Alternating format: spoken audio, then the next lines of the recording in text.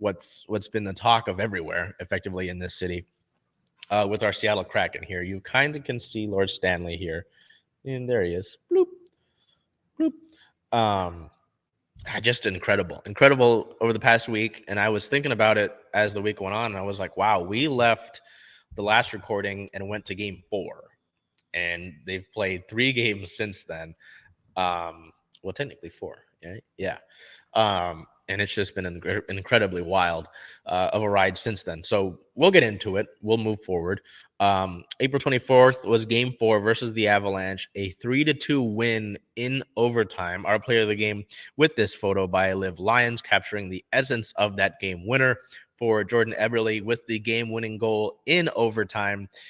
3 shots, 2 hits, and 2 blocks to go in addition to that game-winning goal in overtime. That was just pandemonium. That was the loudest I've heard that building ever get. This was a tight one. This was a tight one throughout. I believe Mikko Rantanen had both goals for the Avalanche in this game to tie things up. We went through the third period. We went into overtime. Seattle got a few shots on goal that bounced around before Jaden Schwartz got it back out to Eberle. Eberle scored it. Place goes insane. And Seattle would even the series after the Game 3 loss to send us back to Colorado for Game 5 with an even series. So we go back here to the schedules. April 26th at the Avalanche was a 3-2 win. So Seattle takes a 3-2 series lead with that 3-2 win. See the theme there. Our player of the game forward, Yanni Gourde, 1 goal, 1 point, 3 shots, 4 hits, 1 block, and 3 takeaways. So Yanni all over the board there for Seattle, just as he has been for the entirety of the time that this franchise has existed. Morgan Geekie got the first goal of the game a few days, I believe it was a few days. Yes, a few days after him and his wife had welcomed their child into the world. So he had 2 goals in the series and 1 baby over the course of the series, as I mentioned there. And then young forward Ty Cartier, who was called up from the Coachella Valley Firebirds in the AHL, who was named the Rookie of the Year in the AHL, came up to effectively take Jared McCann's spot, a big physical body who was a rookie in the AHL, though, an undrafted rookie, came in and scored in that one, scored the second goal of the game in a big moment for Seattle. His first NHL game, his first Stanley Cup playoff game, and his first NHL goal. So excellent for Cartier there, and a big impact. You say, oh, it's Cartier, not like Cartier Diamond, Cartier. There's a ch in it. And he spells his name Ty with an E, Tye. But a big win there in Game 5 in Colorado. Seattle wins their second game in Colorado to send it back to Seattle for a Game 6 that could have been historic. Seattle could have won that one and taken the series in Seattle. Been a madhouse. No, the Avalanche with their backs. Oh, well, and then I forgot to mention, pardon me. This is kind of important. Game 4.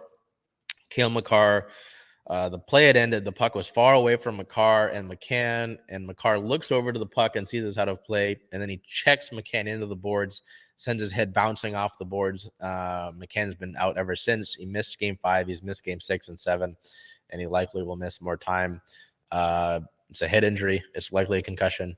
The team has not made it official yet, but it's likely a concussion. McCann's been out. Makar was suspended for Game 5, so he was out for that. Oops, Kraken notification. Oh, okay, never mind. So he missed Game 5 and was back for Game 6, but he didn't do much in Game 6. He was very rattled. The fans booed him every single time he touched the puck, and he really didn't handle the puck very well.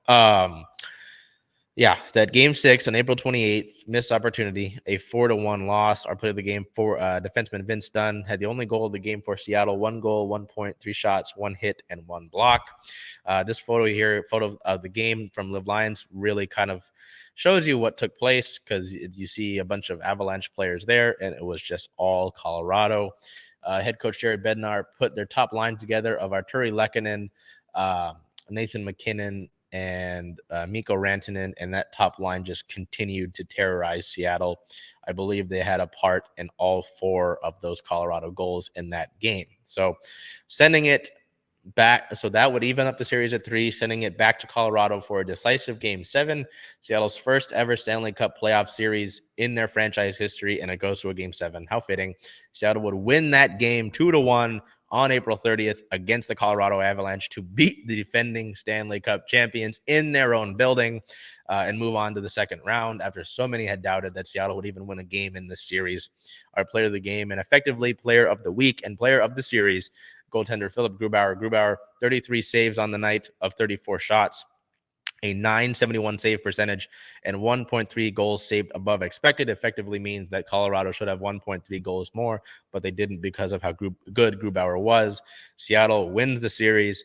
They move on to the second round, and they will play the Dallas Stars. Our player of the week in the series, like I mentioned, goaltender Philip Grubauer. Gruby in round 1 versus the Avalanche's former team, a 2.44 goals against average, a .926 save percentage, and 2.9 goals saved above expected in the series. Effectively 3 goals taken off the board because of how good Grubauer was, which was good for 4th highest in all of the playoffs amongst all other goaltenders. So that was crazy, man. I mean, you look at that Game 4, the overtime winner. It's a thriller. Sends us back to Colorado. Seattle plays well in Colorado. They get key contributions from Geeky, from Cartier. Yanni Gourde tips a puck in off of Carson Soucy from the blue line to give them their 3rd goal of the night. Colorado gets one late, and they're not able to finish that one out. Seattle takes the win, sends us back to Game 6. Seattle falls on their face. They're not able to keep up with the intensity of Colorado, who's got their backs against the wall, sending us to Game 7. Game 7, tight, stressful throughout. Seattle gets goals, both of them from Oliver Bjorkstrand. Colorado gets one back on the power play in the second period. And then Bjorkstrand, who was searching for that hat trick, hit the post. I believe it was at least 5 times he hit the post. Numerous times, could have had a hat trick, could have extended the Seattle lead. Instead, Seattle's able to lock it down for the end of the game and win Game 7, knock out the defending Stanley Cup champions. After all this, in the first game, Game 1, Nathan MacKinnon said he didn't see anything out of Philip Grubauer when asked about how good Philip Grubauer was. A bunch of experts picked Seattle to lose in 5, in 4, in 6. Seattle wins in 7, moves on. Seattle is a hockey town, has been a hockey town, though. And it's just been a whole lot of fun. It's been a whole lot of fun this entire season. And they continue to do so. They get the Dallas Stars. And so just to look at Dallas really quickly, because this series begins tomorrow, they get a day off effectively, and then they get to go to round 2 in Dallas. So let's see. I mean, you played Dallas 3 times in the month of April. Yes, April. Let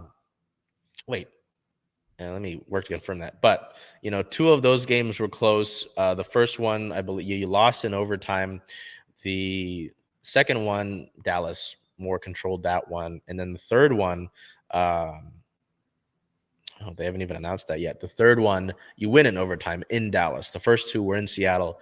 And then that third one, you were able to win down in Dallas. So sorry, I'm looking at the schedule here, trying to get that. Oh, no, they played them in the month of March, 3 times in the month of March. Okay, let's see. Yeah, March 11th, you lost to Dallas 4-3 in overtime. Unfortunate, tough, made some mistakes.